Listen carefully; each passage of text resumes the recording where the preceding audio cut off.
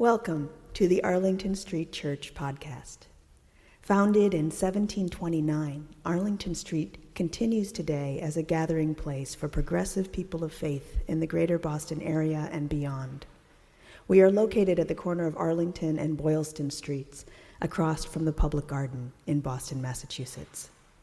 Please visit ascboston.org for more information about this historic Unitarian Universalist congregation.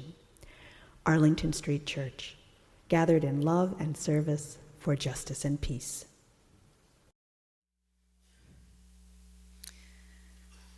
I carry your heart with me. American Unitarian poet E.E. Cummings writes, I carry it in my heart. I am never without it. Anywhere I go, you go, my dears.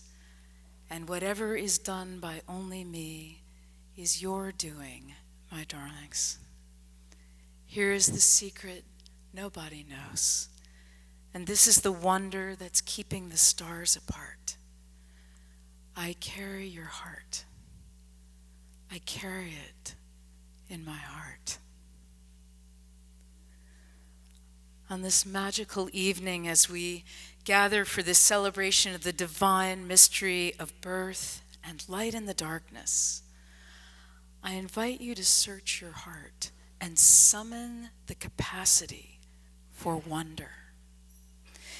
In these short days and long nights when we are so sorely in need of tools to build strength and courage and resilience, I invite you to the experience of wonder. Rue is a thoughtful, curious, kind, and joyful little boy, described as Mr. Rogers when Mr. Rogers was 3. He likes to play with trucks, make puzzles, and eat plums. He also likes to wear sparkly tutus because they make him feel beautiful and brave. Rue's parents, Jen and Audra, view the tutus as a non-issue. Rue wears one to the grocery store and the park, and of course to his Unitarian Universalist church. And then one day a stranger approached them. Why, he demanded to know, was that little boy wearing a skirt? Why, he asked Jen, was she doing this to her son? Jen posted an account of this bullying on Facebook. The post went viral and the response was overwhelming. Thousands of supportive messages poured in from around the world. And then the photos started. The movement is #tutusforrue. I hope you'll go look at the array of photos of men in tutus. A man dressed in a gray suit and wingtips, carrying a briefcase, wearing a pink tutu. A firefighter, complete with hat, boots, hose, and tutu. A huge, burly, bearded plumber wearing both his tool belt and a purple tutu with sparkles. I laughed and I cried. I cried hard. We will raise confident, compassionate children.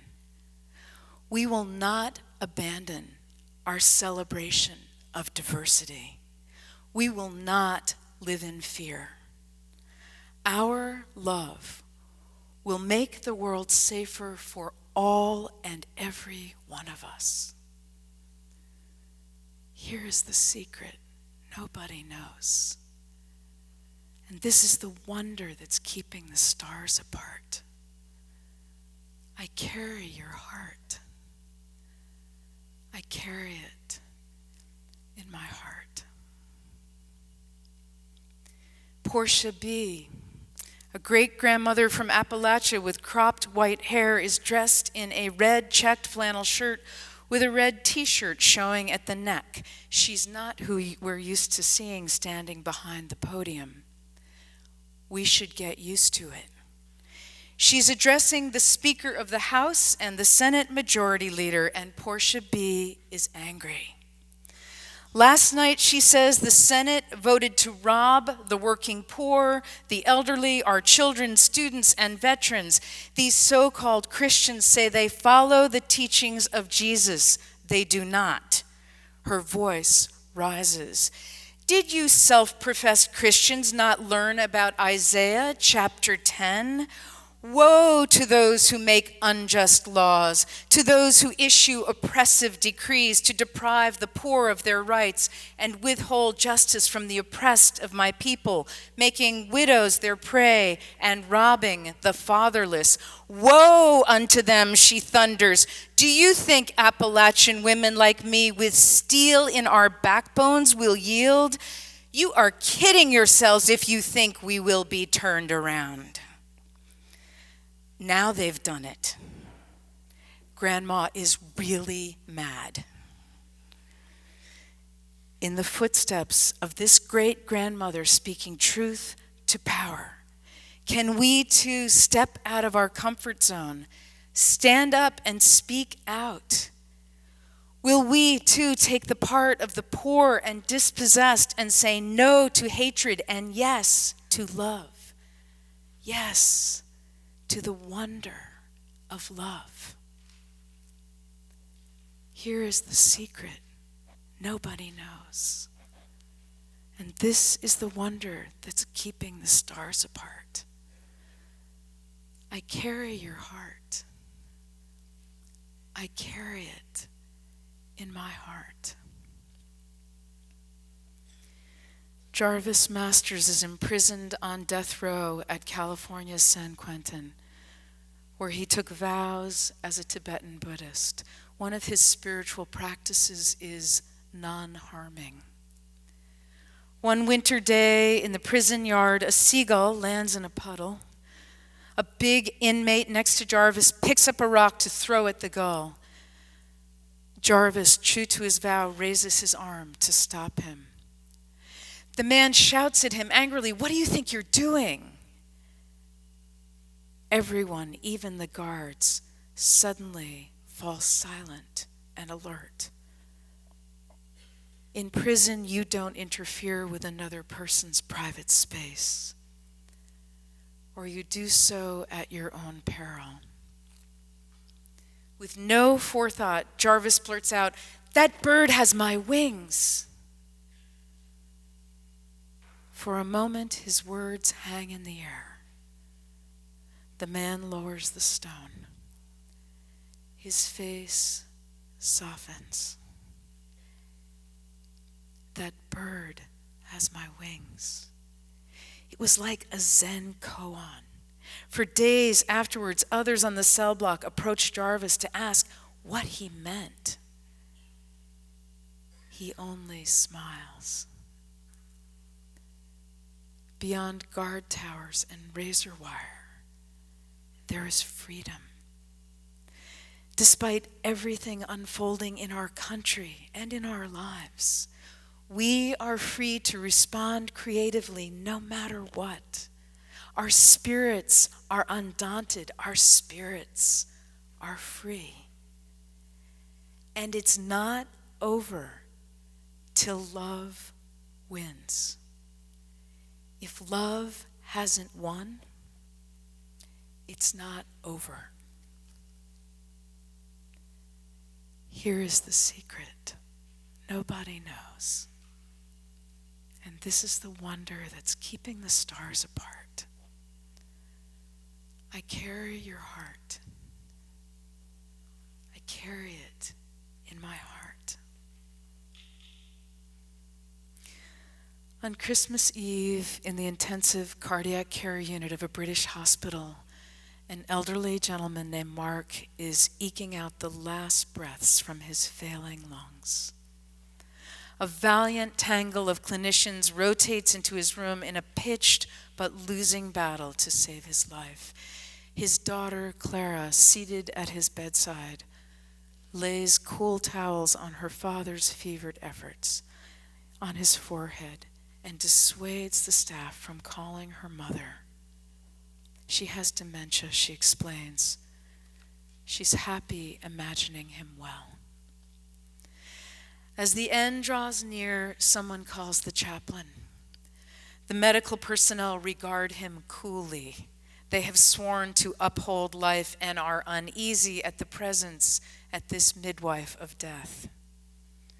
Just then, Mark tears off his oxygen mask, and above the alarms beeping at him to replace his lifeline, his voice is clear and crisp between gasps. Could we sing, "O come, all ye faithful"? Mark's words go off like a bomb. We are not supposed to be thinking of Christmas at this gruesome hour, and yet here it is, joyful and triumphant. Here it is, carried in his heart, the memories of decades of Christmases surfacing in memory, breaking out in song. Everyone knows the unspoken rule. A patient's wish should be respected. Singing that song in this room feels like two atmospheres colliding like cumulonimbus, producing something like the roar of thunder sounding across the CCU. The nurse, the doctor, the chaplain, the daughter begin, and then other nurses and doctors and staff and family members of other very sick people join in. Suddenly, as if the benevolent spirit of Christmas present has stepped out of Dickens's pages, holding aloft his flaming torch, the unit shines bright with Christmas cheer. O come, all ye faithful, joyful and triumphant. Beloved spiritual companions, I carry your heart with me. I carry it in my heart. I am never without it. Anywhere I go, you go, my dears, and whatever is done by only me is your doing, my darlings. Here is the secret nobody knows. And this is the wonder that's keeping the stars apart. I carry your heart. I carry it in my heart. Amen.